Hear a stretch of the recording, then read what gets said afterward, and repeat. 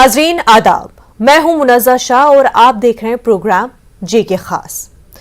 वादी कश्मीर एक मर्तबा फिर लहूलुहान हो गई। टारगेट किलिंग्स का सिलसिला थमने का नाम नहीं ले रहा है। जिला कुलगाम के गोपालपुरा हाई स्कूल में खातून टीचर को मिलिटेंटों ने गोलियों का निशाना बनाकर हलाक कर दिया। सरकारी दफातर में भी मुलाजमीन को निशाना बनाया जाना ज्यादा तशवीश की बात है।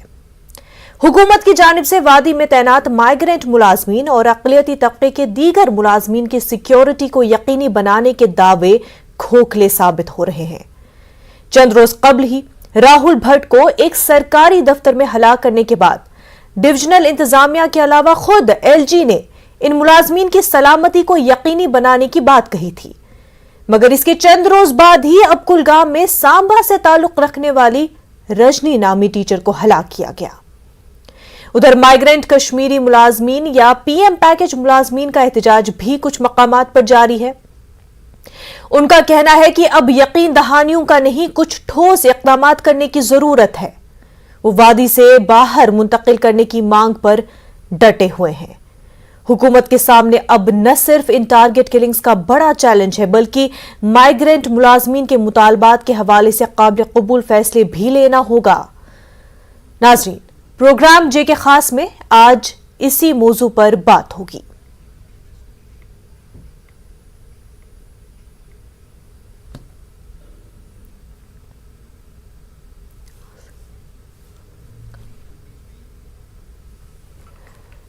जम्मू से हमारे नुमाइंदे समीर इस वक्त हमारे साथ जुड़ चुके हैं। समीर, आप इस वक्त कहां पर मौजूद है और वहां के हालात बताएं। देखिए, मैं उनके घर में हूं जो रजनी बालाजी की आज मर्डर जिनका कत्ल किया गया सुबह आतंकवादियों की तरफ से, उनके घर में हैं। यहाँ सांबा का एरिया है, यहाँ पे मैं हूँ। और सुबह से जब से हम यहाँ पे आए, हमने देखा कि हर तरफ गम, गुस्से और सदमे की बात हो रही है। बहुत लोग सदमे में हैं, बहुत गुस्से में भी हैं। और ज़ाहिर तौर पर रजनी बाला जो कि 2009 से अपने पति के साथ वहाँ पे जो है पोस्टिंग थी, कुलगाम डिस्ट्रिक्ट में वो जॉब करते थे दोनों। उनकी 13 साल की बच्ची भी है। वो 13 साल की बच्ची को छोड़ के गई है, अपने पति को छोड़ के गई है। और उनकी फैमिली में mother in law, father in law है। सभी लोग हमने देखा सुबह से सदमे में हैं। कोई भी, सिर्फ आंखों में आंसू आ रहे हैं। जो भी यहाँ पे पहुँच रहा है वो सदमे में है, गुस्से में है। और सवाल हर तरफ से एक ही है कि क्यों मारा गया, क्या कसूर था उसका। ना तो उसका कोई पॉलिटिकल कनेक्शन था, ना तो कोई वो लाइमलाइट में थी, वो अपना काम करती थी, जॉब करती थी। उसको क्यों मारा गया, क्या दहशतगर्दों को क्या मिला इससे। जाहिर तौर पर ये सवाल हर टाइम उठते हैं जब भी किसी इनोसेंट को मारा जाता है, चाहे वो टीवी आर्टिस्ट थी उसको मारा, या राहुल भट्ट को मारा, या दीपक चंद को पिछले साल मारा। इस टाइम कुछ दिनों पहले एसपीओ जो उड़ी में थे उनको मारा गया। तो जब भी टारगेटेड किलिंग होती है, जब भी किसी इनोसेंट को मारा जाता, तो उनकी फैमिली मेंबर्स यही सवाल पूछते हैं कि आखिर क्या कसूर है उस बच्ची का, क्या उस जो उनके फैमिली मेंबर का है। तो आज जब से यहाँ पे ये जो किलिंग हुई है, तो आप देख सकते हैं यहाँ पे कुछ यहाँ पे मेरे साथ ज्वाइन अभी कर रहे हैं, उनको फिर निकलना भी है। बीजेपी के सीनियर लीडर और फॉर्मर मिनिस्टर जो कि विजयपुर कॉन्स्टिट्यूंसी से हैं, चंद्र प्रकाश गंगा जी, आज एक और किलिंग, क्या कहेंगे? सबसे पहले तो ये हमारे सांबा की बेटी है, हमें बहुत अफसोस है। पूरा सांबा इस वक्त शोक में डूबा हुआ है। पूरा जम्मू प्रांत, विभिन्न के पूरे देश में जो लोग शांति चाहते हैं वो सभी दुखी हैं, क्योंकि ये जो टारगेट किलिंग है, मैं ये समझता हूँ कि जो पाकिस्तान की तरफ से प्रायोजित जो आतंकवाद चल रहा है, अब पुलिस ने, हमारी सिक्योरिटी फोर्सेस ने उनकी कमर तोड़ दी है। अब ऐसे टारगेट, अब किसी बच्चे को मार दो, किसी को जैसे किसी को मार दो, स्कूल में मार दो। मैं कहता हूं कि इससे घिनौनी और घटिया बात कोई हो ही नहीं सकती। लेकिन सिर्फ दुख इस चीज का होता है कि जहां हम गंगा जमनी तहजीब कहते हैं, वहां बहुत सी सपोर्ट जो है वो आज भी उन लोगों को मिल रही है, वो कश्मीर वैली से ही मिल रही है। जैसे दुख इस चीज का है कि पूरे देश में एक ही प्रांत है, ना कि स्टेट, जो मुस्लिम बहुल है, लेकिन वो लोग खामोश क्यों हैं? अगर वो लोग तो मेजॉरिटी में जो लोग देश को चाहते हैं, वो क्यों सामने नहीं आते? सिविल सोसाइटी अपना काम, सोसाइटी, मैं ये कह रहा हूँ कि जब बुरहान वानी मरा था तो उस वक्त लाखों की संख्या में लोग वहां पहुंचे थे। समीर, अगर ऐसी कोई बात होती है वहां इनसे पर जानना चाहेंगे जो बीजेपी लीडर आपके साथ जुड़े हुए हैं, उनसे ये पूछे कि इस हवाले से हालांकि एक तरफ जो कश्मीरी पंडित कम्युनिटी है वो भी बीजेपी से नाराज है, लेकिन दूसरी तरफ महबूबा मुफ्ती का रद्द-ए-अमल भी इस पूरे मामले पर आया है। उन्होंने कहा कि ये जो तमाम टारगेट किलिंग हुई है ये नाकामी है सेंट्रल गवर्नमेंट की, और कहीं ना कहीं इससे जो है बीजेपी अपना जो एंटी मुस्लिम का जो नैरेटिव है उसको भी आगे कर रही है। ये महबूबा मुफ्ती का बयान है। समीर, महबूबा मुफ्ती का बयान आया है, उन्होंने कहा कि जो है बीजेपी फेल हुई है और जो एंटी मुस्लिम नैरेटिव्स हैं उसको बिल्डअप करने के लिए कर रही है, वो फेल हो गई है लोगों की प्रोटेक्शन देने में। आप दावे बहुत कर रहे थे कि वहाँ पे माहौल आएगा, अच्छा माहौल आएगा, माहौल तो अच्छा नहीं है, लोगों की प्रोटेक्शन नहीं हो पा रही है, टारगेट किलिंग बढ़ी। देखिए ऐसा है, महबूबा जी को ये कही कि सियासत छोड़ दीजिए, आप जमात इस्लामी चलाइए। अब वही चला रहे थे अंडरग्राउंड, और आज वही हमारा जो है, मैं ये कहता हूं चोर नहीं मारो, चोर की मां को मारो। इसको बैन करना चाहिए और तुरंत बैन करना चाहिए। अगर आज ये जो आपका जो जखीरा जो निकल रहा है, मशरूम ग्रोथ हो रही है, वो कहां से हो रही है? महबूबा मुफ्ती कौन है?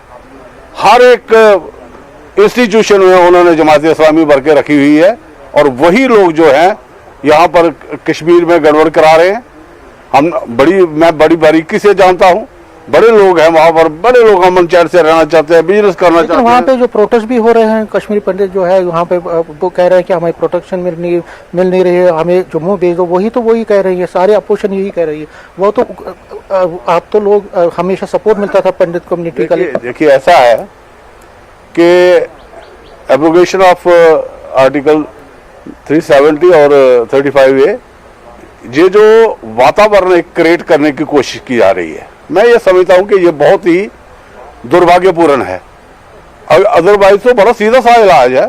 जैसे पाकिस्तान में, पंजाब में जैसे सफाया किया था, एक बार सफाया कर दें, जो ओवरग्राउंड वर्कर हैं वो भी उसी रास्ते पर जाएं, और जो पत्थरबाज हैं उन्हीं को भी एक रास्ते पर रखिए। एक बार सफाई करने की नाकामी तो है कहीं ना कहीं, पर लोग सड़कों पे क्यों है? वहाँ पीएम पैकेज के एम्प्लॉय सड़कों पे क्यों है? इस तरह की किलिंग्स क्यों हो रही? कहीं ना कहीं नाकामी बीजेपी की भी है। देखिए ऐसा है कि जहां तक मैं यहाँ बीजेपी की हुकूमत नहीं है, यहाँ पर आपको पता होना चाहिए गवर्नर रूल है, और गवर्नर रूल जो है वो इज डूइंग हिज बेस्ट। क्योंकि मैं एक ही चीज कहना चाहता हूं कि कमर तोड़ दी है उन्होंने आतंकवाद की कमर तोड़ने के बाद उनको ये लग रहा है कि अब जैसे सॉफ्ट टारगेट हैं उनको लिया जाए, और उनको ले रहे हैं। अब वो, इस लड़की ने क्या करना था? कोई विरोध नहीं करना था, इसके लिए तो गन भी ले जाने की जरूरत नहीं थी। समीर, इंतजामिया बेस्ट कर रही है। इस महीने का मई महीने की 7वीं टारगेट किलिंग है ये, और जहां तक कश्मीरी पंडितों की बात है, एहतजाज किया जा रहा है, और वो बीजेपी से खास तौर पर नाराज है। बीजेपी को लेकर खास तौर पर कम्युनिटी में नाराजगी पाई जा रही है कि क्या सिर्फ रिहैबिलिटेशन और जॉब्स के नाम पर सिर्फ एक मोहरा बनाया गया इस कम्युनिटी को, ताकि इस तरह से टारगेट किलिंग हो। फिर गंगा जी, 7वीं किलिंग है इस मई के महीने में। टारगेटेड किलिंग जो है कश्मीर में है, कश्मीरी पंडित सड़कों पे है, और यहाँ पे भी जो कम्युनिटी के लोग हैं या आम लोग हैं, खासकर कश्मीरी पंडित, वो कह रहे हैं रिहैबिलिटेशन के नाम पे कुछ नहीं हुआ। आप कश्मीर वापसी की बात कर रहे थे, कहीं ना कहीं आप अपने आप को मानते हैं कि कहीं ना कहीं फेलियर भी है थोड़ा बहुत? देखिए मैं एक चीज बताऊँ आपको, ये कहीं पर फेलियर नहीं है। पाकिस्तान से प्रायोजित जो भी यहाँ पर वो कुत्ते बैठे हुए हैं जो पाकिस्तान कहता है वो भौंकते हैं, वो ये फेलियर नहीं है। उसको फेलियर दिखाने की जरूरत कर रहे हैं, वो कोशिश कर रहे हैं। जब मैंने आपको एक बार कहा कि उसकी कमर तोड़ी है, हाँ कमर ये तोड़ने की जरूरत है कि जो लोग भी इसमें इन्वॉल्व हैं, वो डायरेक्टली या इनडायरेक्टली, उन लोगों को जादू सलाखों के पीछे होना चाहिए या कब्र में होना चाहिए। एक ही इलाज है और इसका कोई दूसरा इलाज नहीं है। आप ये देखिए कि हमने बड़ी नज़दीकी से कश्मीर को देखा कि क्या है कश्मीर। हमने 89 से भी पहले देखा था और बड़ी पहले से देखता है। मैं आज से नहीं कश्मीर में जा रहा हूँ, मैं कम से कम 70 से जा रहा हूँ, आज 50 साल से देख रहा हूँ। और जो उसके बाद जो माहौल हुआ, जो 89 के बाद जो हुआ, और ये सारा कुछ तो मैं ये कहता हूँ कि एक प्रायोजित था।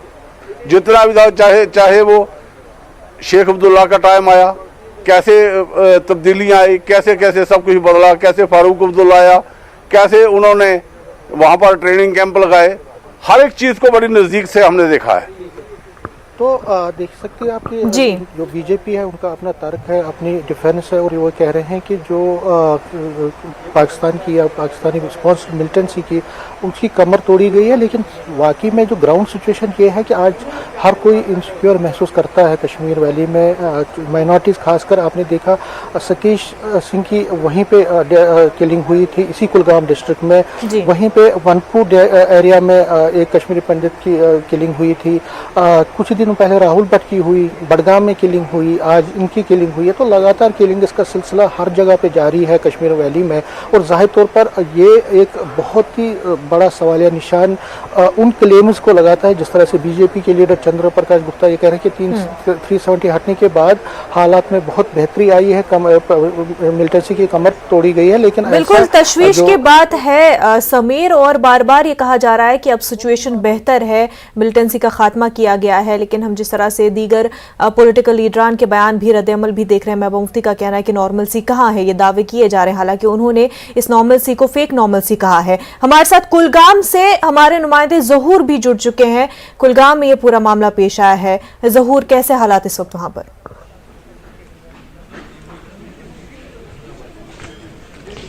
मुनज़्ज़ा, बिल्कुल हम उस स्कूल में हैं। ये आप देख सकते हैं, कैमरामैन अगर दिखाना चाहेंगे, ये गवर्नमेंट हाई स्कूल है गोपालपुरा कुलगाम, और यहीं पे रजनी बाला जो है वो बहसियत टीचर जो है वो काम करती थी। हालांकि आज दिन भर जो सुबह से ही खबरें चली आ रही हैं कि ये जो गोपालपुरा स्कूल है, हाई स्कूल है, यहाँ पे उस टीचर का जो है यहाँ नज़दीक में उस पर गोलियां चलाई गई और उसके बाद वो ज़ख्मी हो गई। उसे फौरी तौर जो है मकामी अस्पताल में दाखिल किया गया, जहां वो ज़ख्मों की ताब न लाकर जो है वो दम तोड़ बैठी। आप ये देख सकते हैं यहाँ छोटे छोटे बच्चे आए हैं, स्कूल के बहुत सारे तलबा जो हैं वो जमा हो चुके हैं।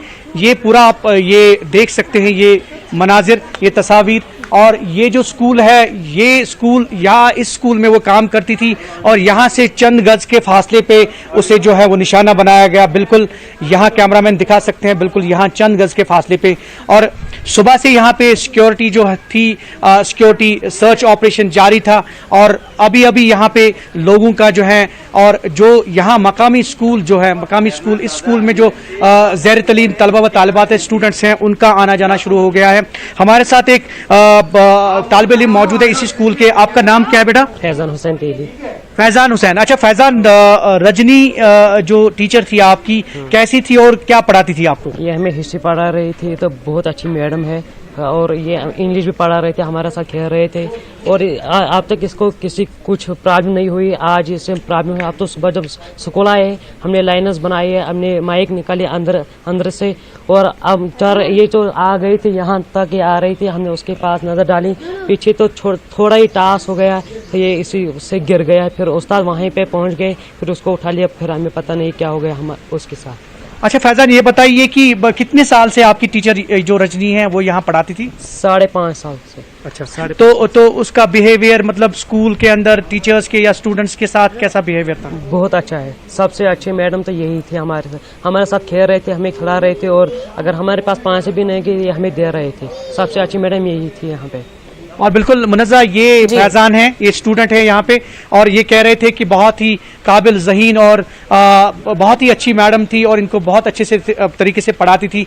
और मुनज़्ज़ा, मैं आपको बताऊं कि जो टीचिंग फैकल्टी है यहाँ पे स्कूल की, वो यहाँ पे है, उनसे भी ज़रूर बात करने की कोशिश करेंगे। लेकिन ओवरऑल जो है काफ़ी सख्ता तारी हो गया है। अगर इस इलाके की बात करें तो काफ़ी खौफ व दहशत का माहौल जो है इस इलाके में कायम हो गया है, एक डरावना सा माहौल कायम हो गया है। और ये जो स्कूल है इसके अगल बगल में अगर आप देखेंगे कोई फेंसिंग नहीं है, कोई वॉलिंग नहीं है, गेट नहीं है। हालांकि अभी हमें सुनने को मिला कि ये जो कैमरामैन दिखाएंगे, क्योंकि ये डिस्प्यूट ऑलरेडी चल रहा था यहाँ पे, ये तारबंदी जो है यहाँ पे, ये ऑलरेडी स्कूल में डिस्प्यूट चल रहा था, और जिसकी वजह से इसकी तारबंदी भी नहीं हुई थी या फिर दीवार बंदी भी नहीं हुई थी। मीन्स ओवरऑल अगर हम ये कहें कि ये जो इंसिडेंट यहाँ पेश आया, इससे काफ़ी जो है दिल मलूल हुए हैं यहाँ के मकामी लोग, बिलखुसूस जो इस स्कूल में ज़ैर तालीम तलबा है, काफ़ी दिल मलूल हुए हैं। जी मुनज़्ज़ा, बिल्कुल, स्टूडेंट्स जो लोग उनको जानते थे वो काफ़ी ज़्यादा परेशान है इस पूरे मामले से, उनको काफ़ी रंजो गम में वो मुब्तला है। ज़हूर, दीवारबंदी नहीं हुई है क्या? गवर्नमेंट, क्या school department, education department security के हवाले से संजीदा नहीं थे? क्या रजनी को सिक्योरिटी इशू के हवाले से आगाह नहीं किया गया था? कब से वो स्कूल में पढ़ा रही थी?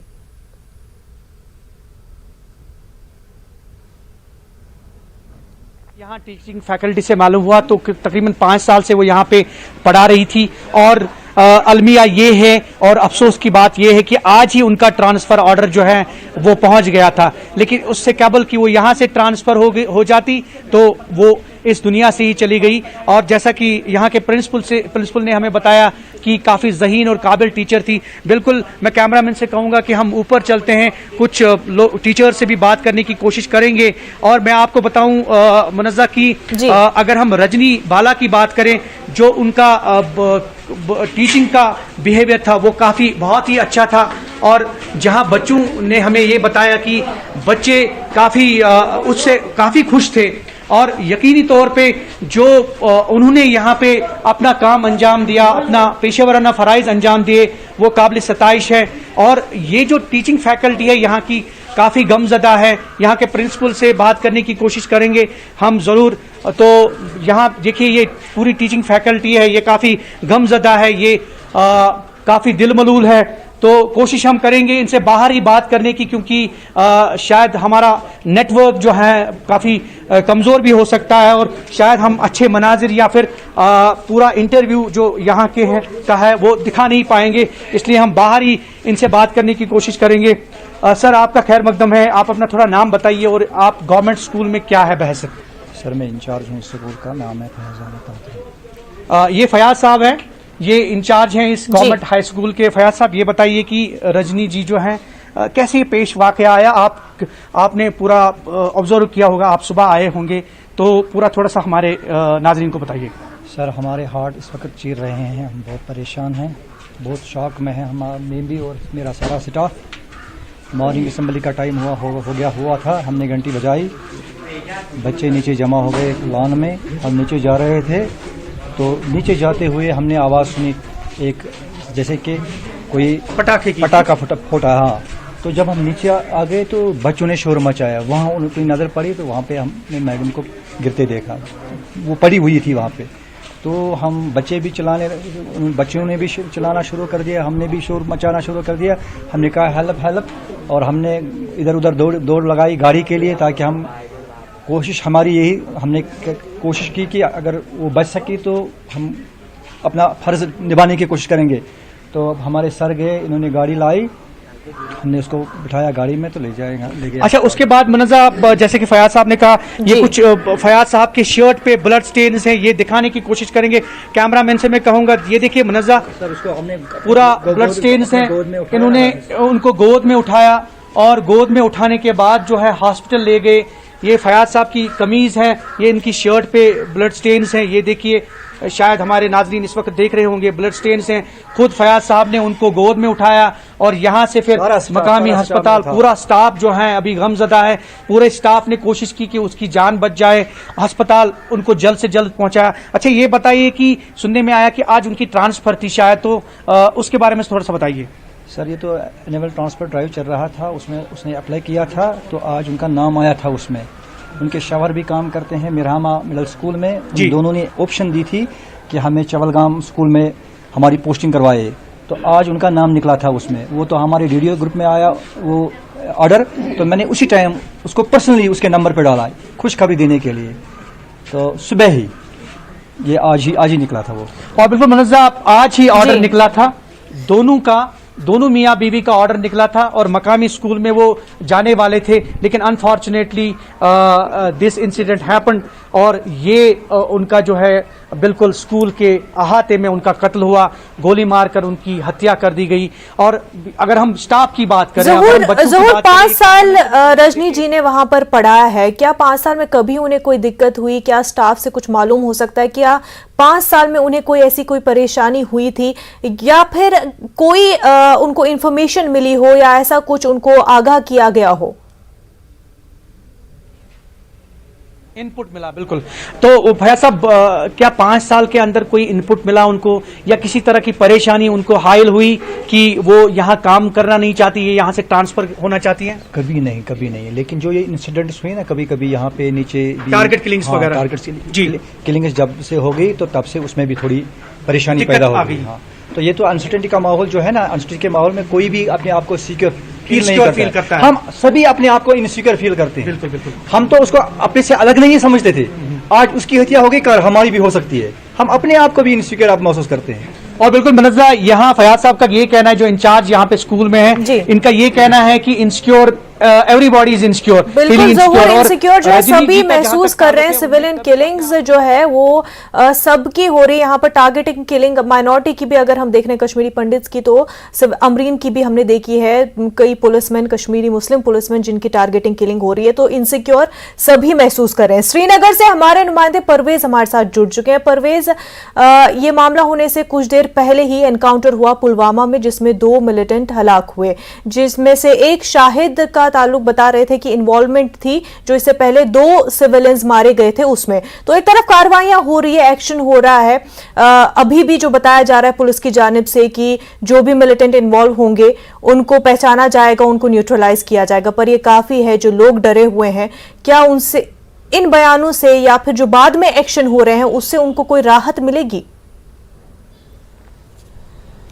जी बिल्कुल मुनाज़ा, सबसे पहले मैं आपको यहाँ जो सिचुएशन इस इंसिडेंट के बाद यहाँ श्रीनगर में बनी है, पहले उससे मैं आपको वाकिफ़ कराऊँ कि यहाँ पे प्रोटेस्ट 2-3 जगह पे इस टाइम चल रहे हैं। बटवारा चौक में भी प्रोटेस्ट यहाँ पे चल रहा है। जो वहाँ पे पीएम पैकेज के अंडर जो एम्प्लॉयज़ काम कर रहे थे, उन्होंने रोड भी काफ़ी देर तक ब्लॉक किया था वहाँ पर, और अभी भी जो प्रोटेस्ट है वहाँ पर लगातार चल रहा है। दूसरी ओर जो सरकार की तरफ से इनिशिएट लिया गया है इस इंसिडेंट के बाद, वो ये है कि डिविजनल कमिश्नर जो हैं, डिविजनल कमिश्नर के ऑफिस ने तमाम जो डिपार्टमेंट्स के हेड्स हैं उनसे लिस्ट तलब की है, उनसे डिटेल्स तलब की है कि कौन कौन से माइग्रेंट वर्कर्स यहाँ पे काम कर रहे हैं, या पीएम पैकेज के अंडर कौन कौन से वर्कर्स यहाँ पे काम कर रहे हैं, उनकी पोस्टिंग्स कहाँ पे हैं। तो ये दूसरी एक जो अपडेट है इस इंसिडेंट के बाद हुआ है यहाँ पे। तो जो ज़राए के हवाले से हमें खबर मिल रही है, ज़राए के हवाले से ये भी खबर है कि जो एलजी हैं मनोज सिन्हा, उनको दिल्ली तलब किया गया है, और वो यहाँ से SKICC में उनका एक फंक्शन चल रहा था, वहाँ से वो बहुत ही जल्दी में निकले और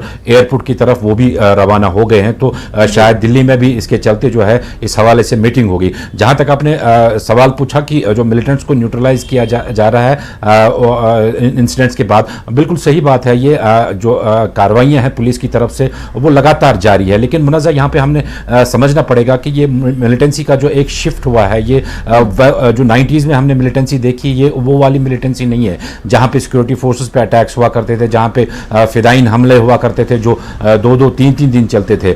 आज का जो मिलिटेंसी का शिफ्ट जो है, ये बिल्कुल टोटली डिफरेंट शिफ्ट है।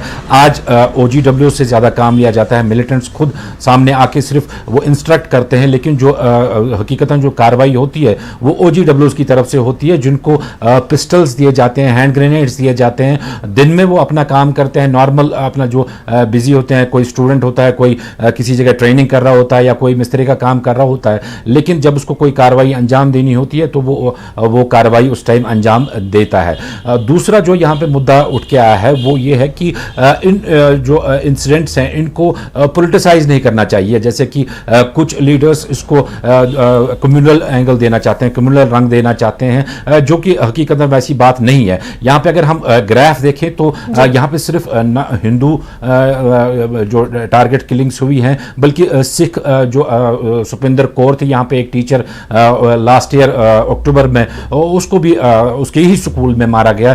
दीपक चंद और वो इकट्ठे थे एक स्कूल में, यहाँ श्रीनगर में ही वो वाक़ा पेश आया।